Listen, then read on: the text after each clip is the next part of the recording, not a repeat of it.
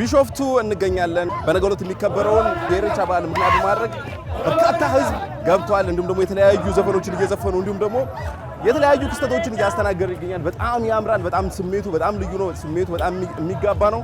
በርካታ ብሔር ብሔረሰቦችም በዘንድሮ የኢሬቻ በዓል በተለይ ደግሞ ከመሳተፋቸው አኳያ በጣም ደስ ይላል። የህዝቦች በዓል የሁሉም ህዝቦች በዓል የሆነ የመጣ ክስተትንም እያስተናገደ የሚገኝ ነው። በነገው ዕለት ሆራ አርሰዲ ላይ የኢሬቻ በዓል በድምቀት ይከበራል። ዛሬ ግን ዞር እያለን የዛሬው የምሽቱ ድባብ ምን ይመስላል እንዲሁም ደግሞ የህዝቦች ስሜት ምን ይመስላል የሚለውን ዞር እያለን የምናስቃኛቸውና አብራችሁን ቆዩ።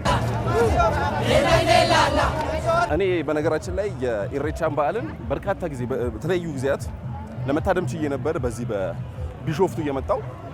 ነገር ግን ሁሉ ጊዜ የሚገርመኝ ነገር አዲስ ነው። የህዝብ ስሜት በጣም ደስ ይላል። እንዲሁም ደግሞ የህዝቡ ቁጥርም ደግሞ በጣም እየጨመረ የመጣበትን አይነት ክስተት ነው ለመታደም የቻልኩት። እዚህ ጋር ደግሞ እየጨፈሩ ነው። እንገባለን።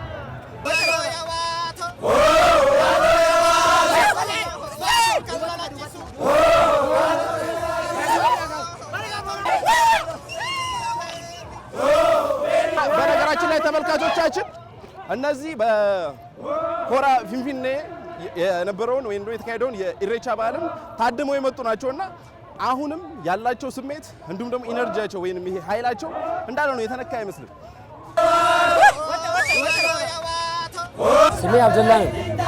ምንድነው እንግዲህ በነገው ዕለት የኢሬቻ በዓል በዚህ በቢሾፍቱ ይከበራል። ምን ተሰማ? በጣም ተሰማኝ። በጣም ደስታ ተሰማኝ። በቃ በየአመቱ ስለምከበር አሁን ትናንትና ፊንፊኔ የነበረ ዛሬ ከነጋ አሁን ለምሳሌ ቢሾፍቱ ነው። በጣም ደስታ ላይ ነው።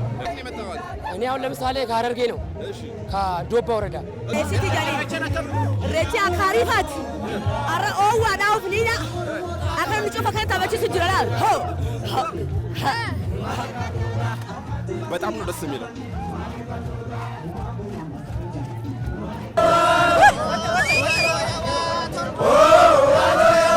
የተለያዩ አለባበሶችም የሚታዩበት ነው፣ ወይም ደግሞ የአለባበስ ስታይሎች ዲዛይኖች የሚታዩበት ነውና ይህ ደግሞ በዓሉን ደማቅ ያደረገውን ክስተት ሆኗል። እዚህ ጋር ደግሞ ይገኛሉ የበዓሉ ታዳሚዎች። ማን ትባያለሽ? ስሜ ሀዊ ሙሉና ይባላል። የቢሾፍቱ ከተማ ነዋሪ ነኝ። ዛሬ የኢሬቻን በዓል ለማክበር እንደዚህ ቀን ከጓደኞቼ ጋር ወጥቻለሁ እና የኢሬቻን በዓል ለማክበር የተገኙ ብዙ ታዳሚዎች አሉ። በጣም ደስ ይላል እና ቢሾፍቱ ከተማ በጣም ደምቋል። እንደምታዩት ነው። እኛም የቢሾፍቱ ከተማ ነዋሪዎች እንደመሆናችን አንጻር ከሌላ ሀገር የሚመጡ የኦሮሞ ህዝቦችን እንኳን በሰላም መጣችሁ በገነጋን ኡፍተኒ ብለን እየተቀበልን እንገኛለን ማለት ነው። እንኳን አደረሰሽ አንቺ። እንግዲህ ተመልካቾቻችን አሁንም ዞር ብለን የበዓሉን ታዳሚዎች መዳሰሳችን ወይም ደግሞ ዋዜማው ላይ የሚገኙ የበዓሉን ታዳሚዎች መፈለጋችን እንዲሁም ደግሞ ቃለ መጠይቅ ማድረጋችን እንቀጥላለን። እንኳን አደረሳችሁ። እንኳን አብሮ አደረሰ። ማን ትባላላችሁ? ቀነኒ እባላለሁ። አንቺስ? ብርቱካን ከመቂ ነው። ከመቂ ነው መጣ ነው እና ቆንጆ ነው፣ ያምራል። ኢሬቻው እንደምታየው ህዝቡ ሁሉ ደምቆ በአማረ ሁኔታ እያከበርን ነው። ነገ ደግሞ በሌሊት ተነስተን ሆራ አርሰዲ ሄደን እዛ ኢሬቻ ፈኔ ከዛን ተመልሰን እንኳን ለዚህ በዓል አደረስከን እያለን ወደ ቤታችን እንመለሳለን ማለት ነው። እንኳን አደረሳችሁ በድጋሚ መልካም በዓል ይሁንላችሁ።